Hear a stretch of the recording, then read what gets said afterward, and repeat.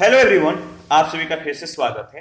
ये test series number 7 है और इस टेस्ट सीरीज में 50 प्रश्नों को कवर किया गया है, जो कि एग्जाम के पॉइंट ऑफ व्यू से बहुत ही महत्वपूर्ण प्रश्नों का यह संग्रह है।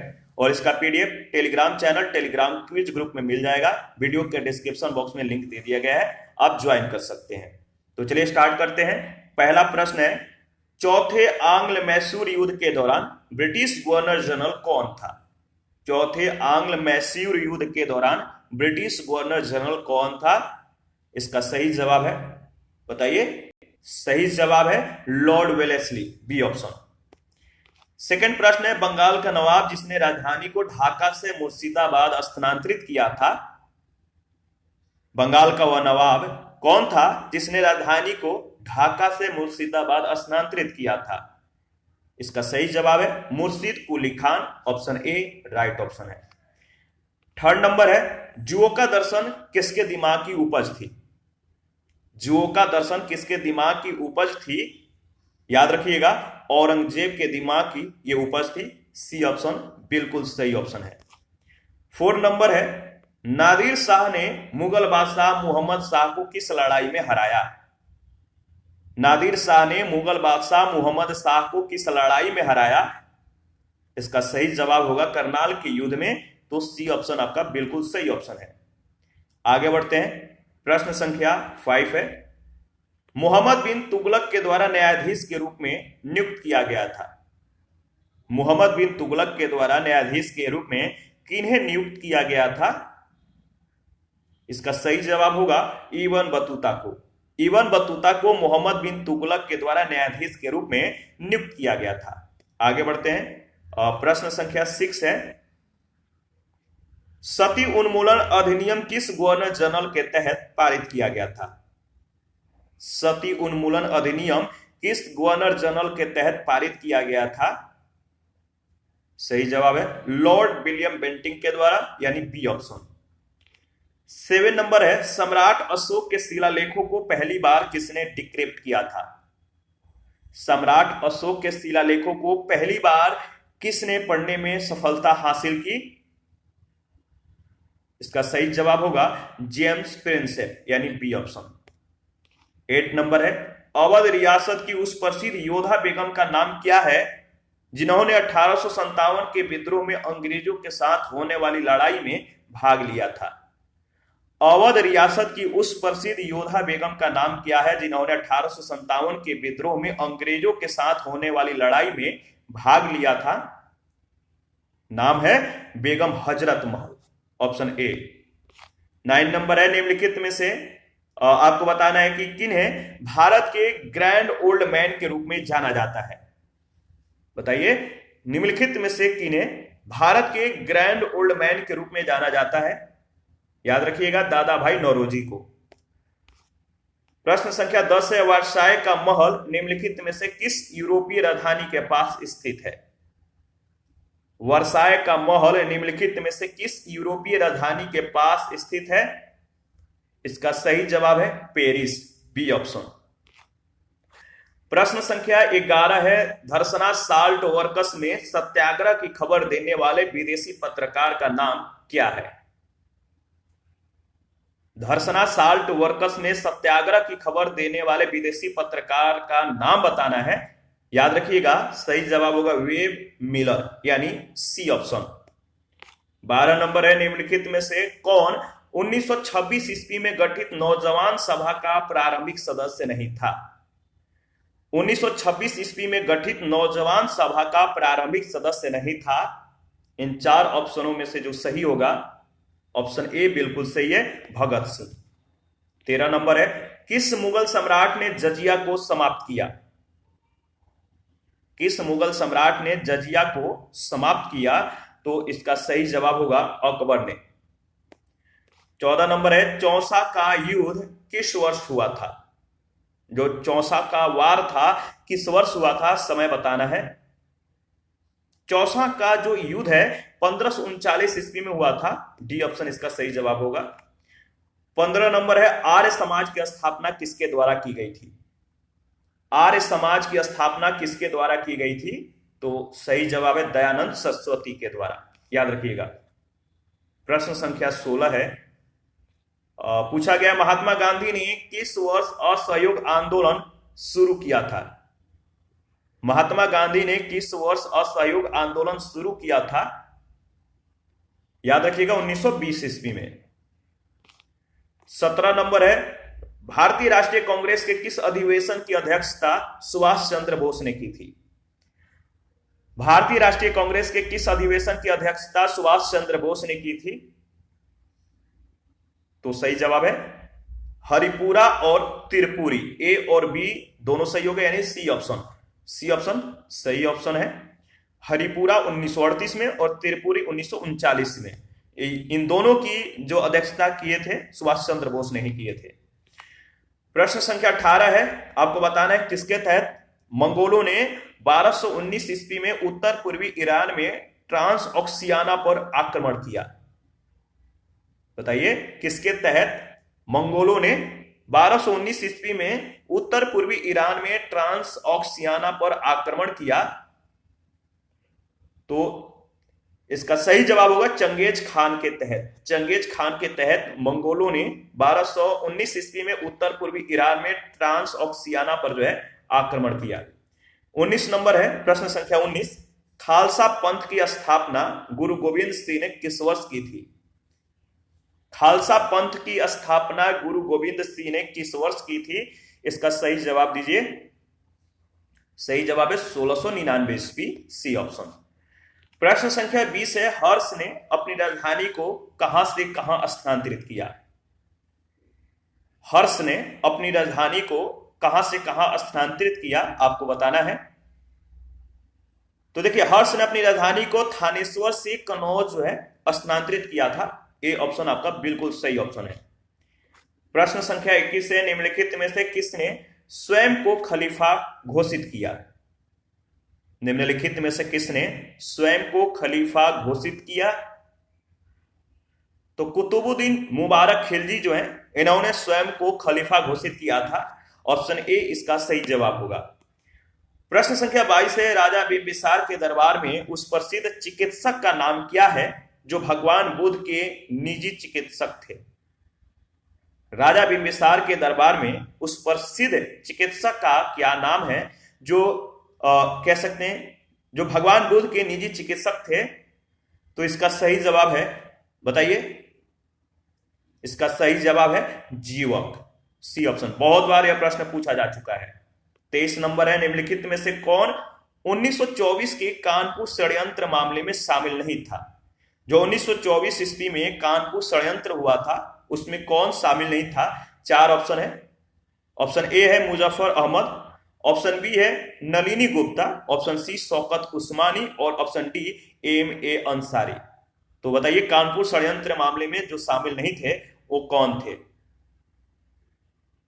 सही जवाब है मुजफ्फर अहमद, यानी ऑप्शन ए।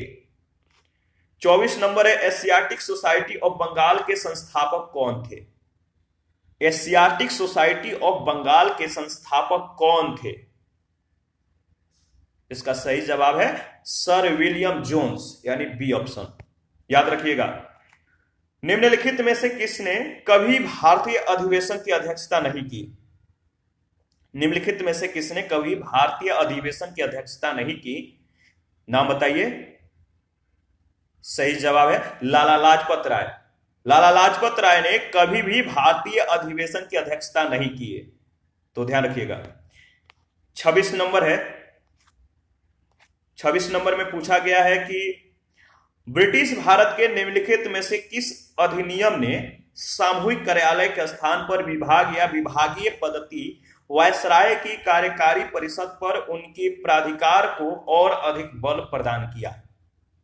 ब्रिटिश भारत के निम्नलिखित में से किस अधिनियम ने सामूहिक कार्यालय के स्थान पर विभाग या विभागीय पद्धति वायसराय की कार्यकारी परिषद पर उनके प्राधिकार को और अधिक बल प्रदान किया? बहुत ही महत्वपूर्ण प्रश्न है, ध्यान रखिएगा। इसका जो सही जवाब होगा, इसका सही जवाब है भारतीय परिषद अधिनियम 1861, ऑप्शन ए बिल्कुल सही ऑप्शन है। 27 नंबर है, स्वाभिमान आंदोलन किसके द्वारा शुरू किया गया था? स्वाभिमान आंदोलन किसके द्वारा शुरू किया गया था?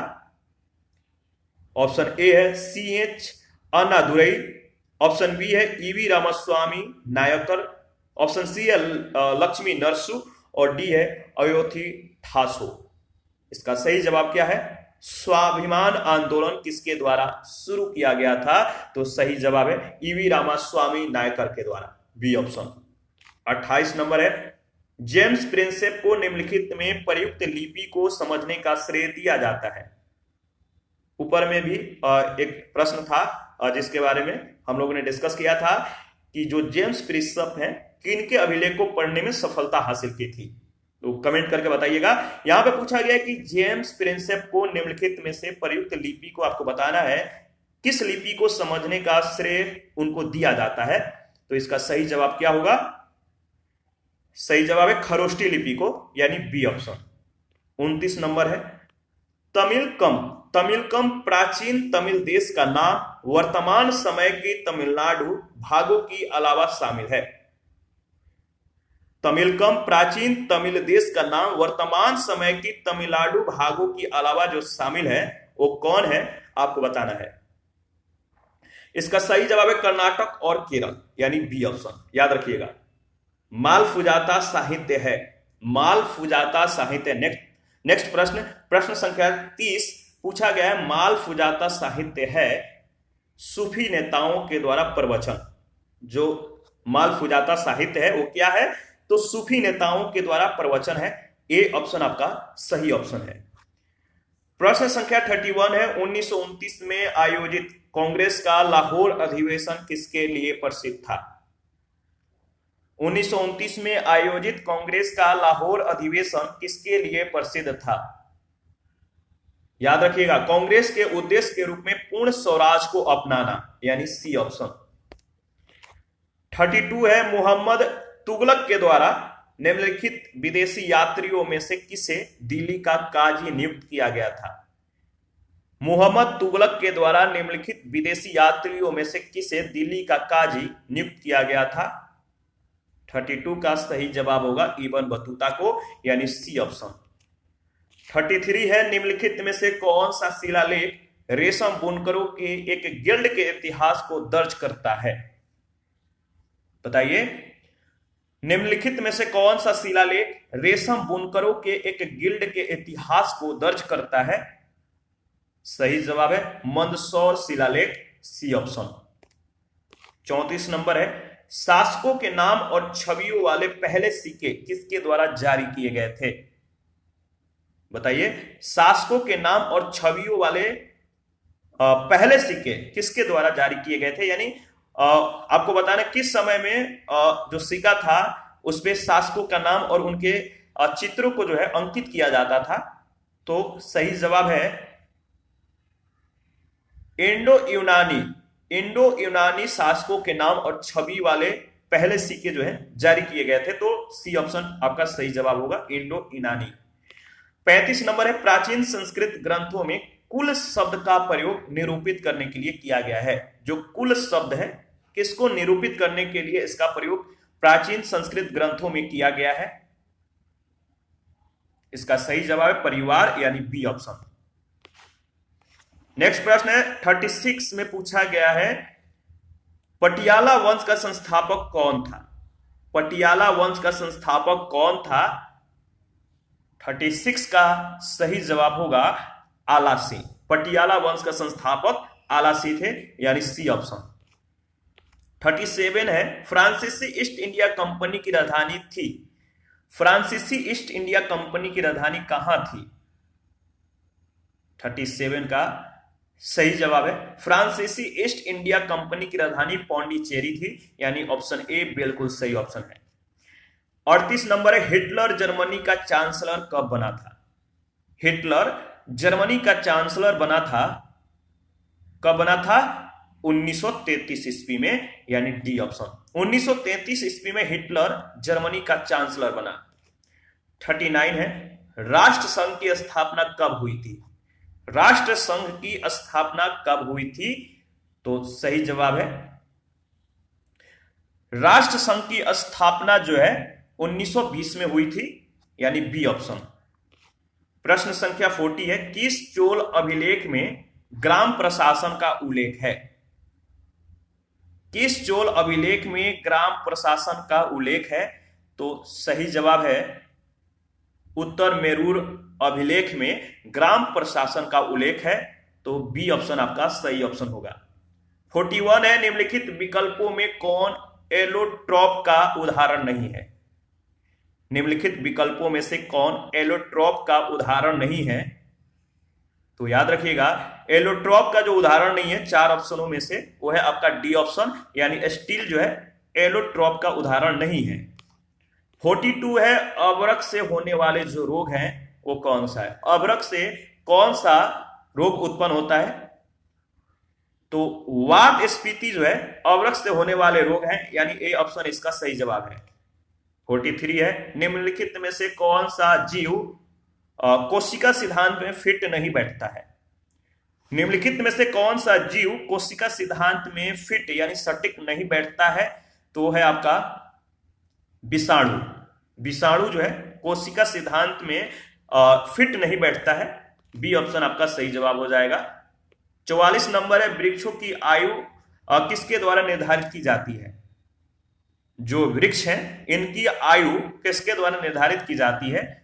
याद रखिएगा, बहुत ही महत्वपूर्ण प्रश्न है और यह प्रश्न बहुत बार पूछा जा चुका है। सही जवाब होगा वृद्धि वलय। वृक्षों की आयु जो है किसके द्वारा निर्धारित की जाती है? तो उनके वलयों के द्वारा। वृद्धि जो होती है, वलयों में जो वृद्धि होती है, इनके आधार पे इनके आयु को ज्ञात किया जाता है।